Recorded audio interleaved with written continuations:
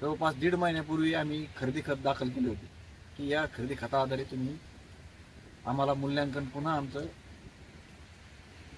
पूर्ण तयार करा आणि नवीन मूल्यांकन ग्राह्य धरा आणि त्यानुसार अवॉर्ड करा असं आम्ही प्रशासनाला खरेदी खत दाखल करून सुचवलं होतं। त्यामध्ये सुद्धा अद्यापपर्यंत कोणताही अहवाल हा प्रशासनाकडे आला नाही। तुम्ही जर का आम्हाला योग्य मोबदला देत नसन किंवा तुम्हाला आमची मागणी मान्यच करायची नसेल तर आमच्या पुढे सुद्धा या तुमच्या एवढ्या कमी मोबदल्यामध्ये आमच्या परिवाराचं जीवन हे पुढे भविष्यामध्ये भागू शकत नाही।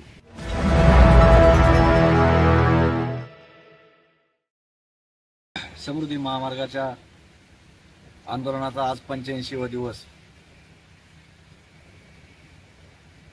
85 दिवसामध्ये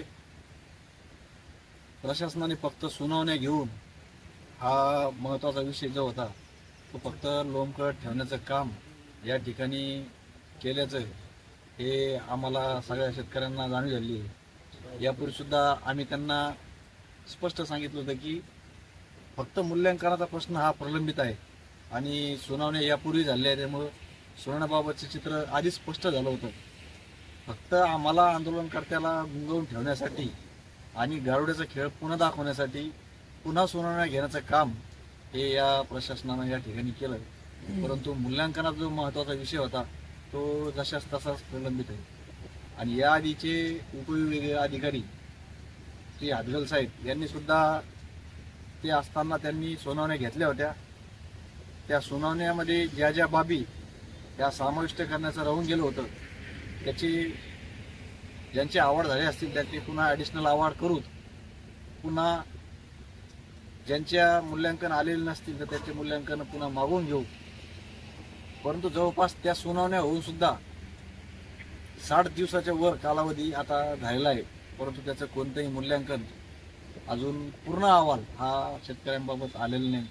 त्याच्यामुळं फक्त हे लांबवण्याची प्रोसिजर हे पूर्ण प्रशासन करत आहे आणि जवळपास 1.5 महिन्यापूर्वी आम्ही खरेदी खत दाखल केले होते की या खरेदी खताआधारे तुम्ही आम्हाला मूल्यांकन पुन्हा आमचं पूर्ण तयार करा आणि नवीन मूल्यांकन ग्राह्य धरा आणि त्यानुसार अवॉर्ड करा असं आम्ही प्रशासनाला खरेदी खत दाखल करून सुचवलं होतं। परंतु त्यामध्ये सुद्धा अद्यापपर्यंत कोणताही अहवाल हा प्रशासनाकडे आला नाही आणि तो सुद्धा विषय आतापर्यंत ताटकळत तसाच ठेवलेला आहे। आम्ही जे जे आंदोलनाचे मुख्य प्रकार आहेत त्यामध्ये सगळे प्रकार हे या ठिकाणी करून झालेले हे सगळ्यांनाच या परिसरातील सगळ्या व्यक्तींना माहिती आहे, प्रशासनाला सुद्धा ते माहिती आहे। परंतु आता आमच्याच पुढे आता असा एक प्रश्न निर्माण झाला की आता आपण आपली मागणी मागण्यासाठी आणि ती पूर्ण करून घेण्यासाठी आता नेमकं करायचं काय।